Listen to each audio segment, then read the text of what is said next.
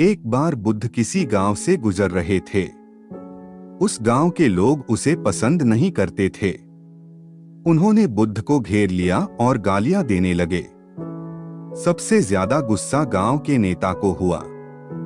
उसने उल्टे बुद्ध को गाली देना शुरू कर दिया। लेकिन बुद्ध इस सब से बेपरवाह होकर मंद मंद मुस्कुराते रहे। सरदार बहुत देर तक बुद्ध को गालियां देता रहा, लेकिन कुछ देर बाद उसका मुंह सूखने लगा, जिससे वह चुप हो गया। यह देखकर बुद्ध ने कहा, यदि तुम्हारी बात पूरी हो जाए तो मुझे आगे बढ़ना चाहिए। मुझे आगे गांव जाना है। वहां लोग मेरा इंतजार कर रहे होंगे। यह देखकर गांव का एक आदमी बोला, हम आपका अपमान कर रहे हैं, गाली दे रहे हैं, लेकिन आप जवाब देने की बजाय मुस्कुरा रहे हैं। आप इस पर प्रतिक्रिया क्यों नहीं देते? बुद्ध ने कहा, वत्स, तुम्हें आने में थोड़ी देर हो गई। 10 साल पहले आते तो मजा आता, क्योंकि 10 साल पहले मैं भी तुम्हारे जैसा था। यदि उस समय तुम मेरे बारे में बुरा बोलते या मुझे गाली देते तो मैं भी क्रोधित हो जाता। इससे ज्यादा तो मैं तुम्हें गाली देता। संभव है कि वह शारीरिक हिंसा का भी सहारा ले, लेकिन अब मैं आगे बढ़ चुका हूँ।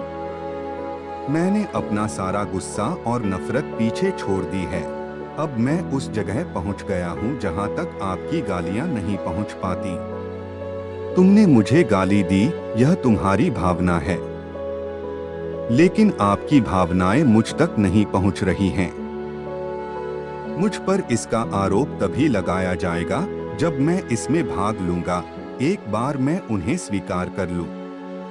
लेकिन मैं आपकी इस हरकत से तटस्थ हूं, इससे कोसों दूर हूं। यही कारण है कि मैं अभी भी पहले की तरह शांत हूं। यह सुनकर सरदार बोला, अरे ऐसा कैसे?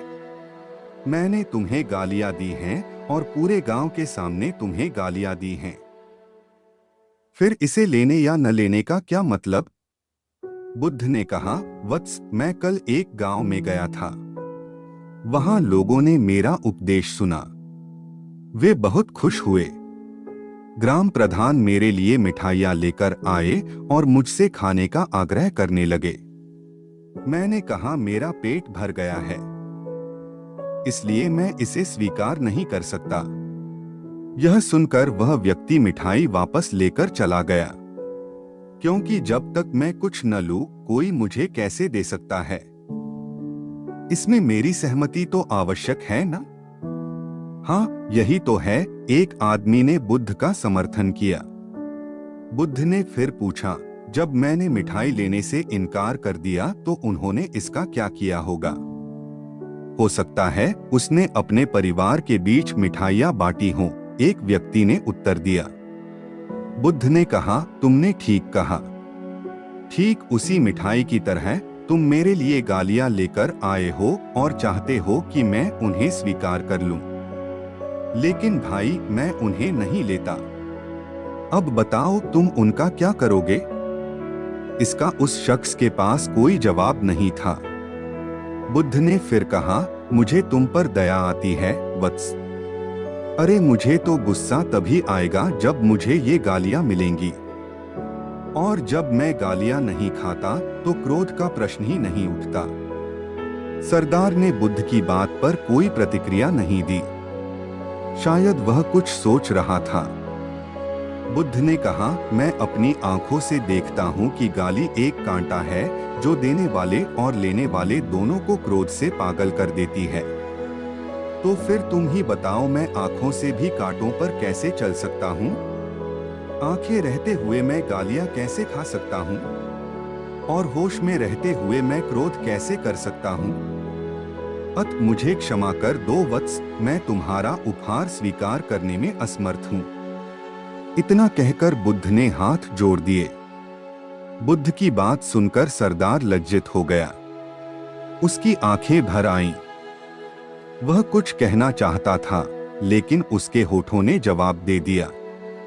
और जब उससे और सहन न हुआ तो वह बुद्ध के चरणों में गिर पड़ा।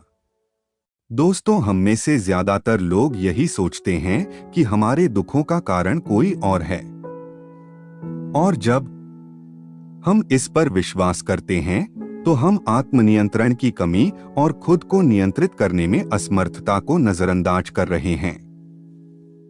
वास्तव में यह हम पर निर्भर करता है कि हम दूसरों द्वारा प्रदत्त नकारात्मकता को स्वीकार करते हैं या नहीं।